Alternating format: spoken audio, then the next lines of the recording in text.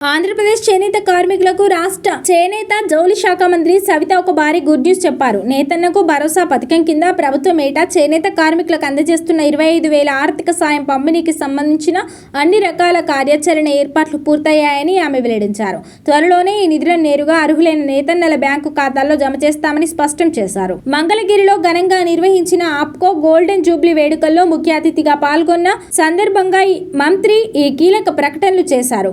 చేనేత సహకార సంఘాలకు ప్రభుత్వం నుంచి అందాల్సిన ఆప్కో బకాయిల విడుదలపై కూడా ఆమె సానుకూలంగా స్పందించారు. సుదీర్ఘ కాలంగా పెండింగ్లో ఉన్న ఈ బకాయిలను విడతల వారీగా చెల్లించేందుకు ప్రభుత్వం సిద్ధంగా ఉందని పేర్కొన్నారు. ఇందులో భాగంగా ఈ నెల 15వ తేదీన 4 కోట్ల బకాయిలను విడుదల చేస్తామని, అలాగే వచ్చే నెల మొదటి వారంలో మరో 2.5 కోట్ల నిధులను చేనేత సహకార సంఘాలకు చెల్లిస్తామని మంత్రి సవిత హామీ ఇచ్చారు. ప్రభుత్వ నిర్ణయంతో రాష్ట్ర వ్యాప్తంగా ఉన్న వేలాది మంది చేనేత కార్మికులకు సహకార సంఘాలకు పెద్ద ఊరట లభించనుంది.